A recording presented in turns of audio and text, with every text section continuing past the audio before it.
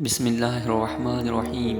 شروع اللہ کے نام سے جو بڑا مہربان اور نہایت رحم والا ہے۔ السلام علیکم پیارے دوستو، آج میں آپ کو ایک مسئلہ کی تحقیق کا واقعہ سناتا ہوں۔ حکیم الامت حضرت تھانوی رحمۃ اللہ علیہ نے فرمایا کہ مولانا شاہ عبد القادر صاحب رحمۃ اللہ علیہ کی حکایت یاد آتی ہے۔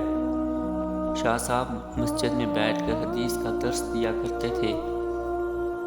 ایک مرتبہ حسب معمول حدیث کا درس ہو رہا تھا کہ ایک طالب علم وقت سے دیر کر کے سبق کے لیے آئے۔ حضرت شاہ صاحب کو منکشف ہو گیا کہ جنبی ہے، غسل نہیں کیا۔ وہ طالب علم معقولی تھے، معقولی ایسے ہی لاپرواہ ہوا کرتے تھے۔ شاہ صاحب نے مسجد سے باہر روک دیا اور فرمایا کہ آج تو طبیعت سست ہے، جمنا پر چل کر نہائیں گے، سب لنگیاں لے کر چلو۔ سب لنگیاں لے کر چلے اور سب نے غسل کیا، اور وہاں سے آ کر فرمایا ناغہ مت کرو، کچھ پڑھ لو۔ وہ طالب علم ندامت سے پانی پانی ہو گیا۔ اہل اللہ کی یہ شان ہوتی ہے کہ کیسے لطیف انداز سے اس کو امر بالمعروف فرمایا۔